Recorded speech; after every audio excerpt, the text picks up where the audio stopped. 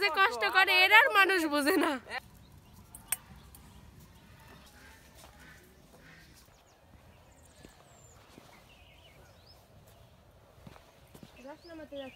হ্যাঁ, আশা কোথায় বাবু?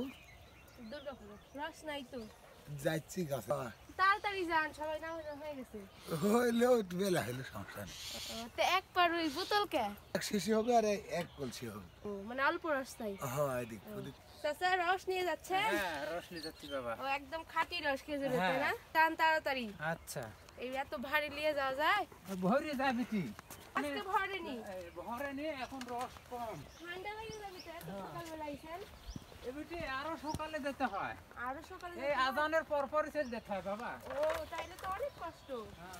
আর মানুষ খালি বলে যে গুড়ের দাম এত কা, গুড়ের দাম এত কা, এত যে কষ্ট করে এর আর মানুষ বোঝে না। এখন থুইয়া আবার যাইতে হবে লাগাইতে। ও আবার যত করে ঠান্ডা হয় কই আজানের পরপরই চলে যেতে হবে। অনেক কষ্ট, অনেক কষ্ট। বাড়ি কত দূর বাবা? এই দুর্গাপুর। হ্যাঁ,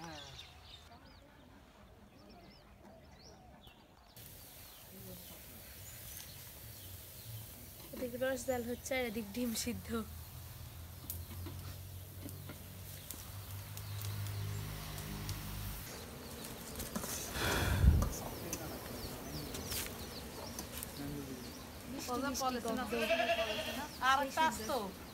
আরেকটা পাতলা আছে ওই লাইনি যে কাল সেই সুন্দর গন্ধ, মিষ্টি মিষ্টি।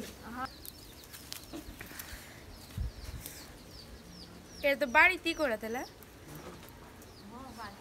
কাপড় যাইতো আগুন ধরে না যায় আস লাগলে নিয়ে যাবে। এই এর তাইতে আছে কেন? হ্যাঁ কড়ের ভাত না যে ঝিল দিয়ে আগুনের ভাত বাড়াচ্ছে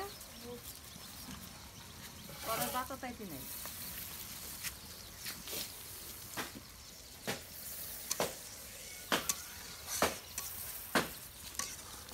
বানাচ্ছি।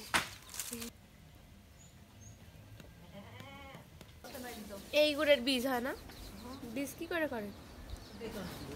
গুড়ের বীজ আমার অনেক প্রিয়, কিন্তু কখনো সামনাসামনি গুড়ের বীজ বানানো দেখিনি। তো আজকে বীজ বানানো দেখে নিলাম। গরম গুড় একটা লাঠির সাহায্যে বেশি ডলাডলি করলেই বীজ হয়ে যাবে। আর এই তো বীজ বানানোর পর খালা একটা খড়াতে রেখে বলতেছে এটা ফাল্গুনিকে দাও। একটু একটু বীজ বানিয়ে এই গুড়ের সাথে মিক্স করে দিলে কালারটা ভালো আসে। আপনারা সত্যি করে বলবেন গুড়গুলো এখন দেখতে কেমন লাগছে।